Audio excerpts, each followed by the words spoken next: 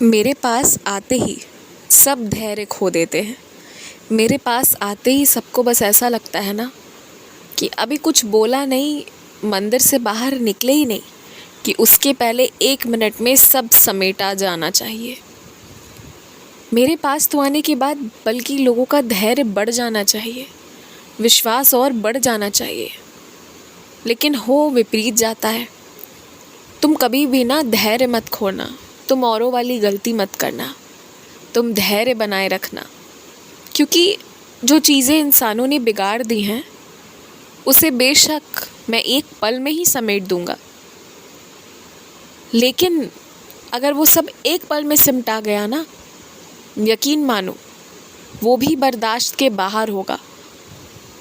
जिस तरह अत्यधिक गम बर्दाश्त के बाहर होता है ना, उस तरह अत्यधिक खुशी भी समझ में ही नहीं आएगी, सब कुछ समझ से परे हो जाएगा। और पता है क्या वहाँ पर जागृत होगा? वहाँ पर अहंकार जागृत हो जाएगा कि अरे हम तो इतने बड़े पुजारी हैं कि बस एक क्षण में मेरे नारायण ने, मेरे साईं ने मेरी बात मान ली और देखो ऐसी कर दी वैसी कर दी। और फिर वहाँ से जहाँ अहंकार आया ना, समझ लो वहाँ से पतन की शुरुआत हो गई। और वो मैं कतई नहीं चाहूँगा। तुम चाहे अभी कितना भी कह लो कि नहीं साईं ऐसा कभी नहीं होगा, लेकिन ऐसा ही होता है। एक पल में सब सिमट जाए ना तो भक्ति करने का अहंकार आ जाता है, और उससे बड़ा पाप और कुछ नहीं है भक्ति का, और वो भी अहंकार कभी नहीं। इसलिए मेरे पास आने के बाद हर एक व्यक्ति को धैर्य रखना चाहिए, और मेरी लीलाएं कैसे क्या होती जा रही हैं वो बस देखना चाहिए, समझना चाहिए, और ये विश्वास रखना चाहिए कि मेरे पास आ गए हो तो सब सही होता चला जाएगा स्वयं अपने आप ही। देखो एक बात मैं आज तुमसे और कहता हूँ, तुमने मुझसे मित्र मांगे थे ना, तो मैंने तुम्हें मित्रगण दे दिए हैं। अब तुम अपने मित्रों से सारी बातें कर सकते हो, जी भर कर दिल खोल कर बातें कर सकते हो, उनकी सेवा कर सकते हो, अपने मित्रों के साथ जो मन चाहे सब कर सकते हो। लेकिन एक बात हमेशा याद रखना, कभी भी लड़ाई की स्थिति उत्पन्न होगी और 2 पल के लिए लड़ाई चलो हो भी जाती है, तो भी अगले पल तुम भी अपने अहंकार को परे रख कर जाओगे, माफ़ी मांगोगे। मैं बस ये तुमसे उम्मीद रखता हूँ। मुझे मित्रता के लिए बस यही चाहिए तुमसे कि तुम इतना ही निभाओगे। गुस्सा होना, लड़ाई झगड़े होना, मैं ये मना नहीं कर रहा, लेकिन इन सब के बाद रूठना तो तुरंत मान भी जाना, ये होना चाहिए। और ये करना, ध्यान रखना इस बात का।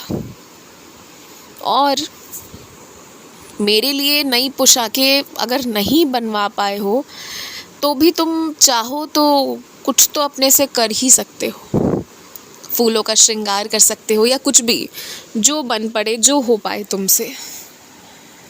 और ये ध्यान रखो कि अगर मैं माधव मुरारी के रूप में नहीं भी हूँ तो भी मैं तुम्हारा मुरलीधर हूँ। तुम बंसी लाकर यानी बांसुरी लाकर मेरे पास रख सकते हो, मुझे भी वो चढ़ा सकते हो जो तुम मुझे चढ़ाओगे। साक्षात श्री कृष्ण तक वो पहुँच जाएगा, और मैं वादा करता हूँ तुम्हारी चढ़ाई हुई बांसुरी का उपयोग होगा, श्री कृष्ण के मधुर होठों का स्पर्श होगा उस पर, और तुम्हें भी वो धुन सुनने को मिलेगा। ये मेरा वादा है, ये मेरा वचन है तुम्हें, और मेरे दिए गए वादे हमेशा सत्य होते हैं, जानते हो ना इस बात को। और आज देखना, आज तुम्हारे साथ कुछ बहुत अद्भुत अनुभव होने वाले हैं जो सिर्फ तुम्हारे साथ होंगे और तुम्हारे दिन को, तुम्हारे पूरे साल को मंगलमय बना देंगे। तुम देखते जाओ। बस एक बात का ध्यान रखना कि तुम्हारे घर पर तुम कभी भी तेज़ आवाज़ में चिल्लाकर बात नहीं करोगे, और कोशिश करना कि घर पर भी कोई भी चिल्लाकर तेज़ आवाज़ में बात ना करे। आयुष्मान भवा।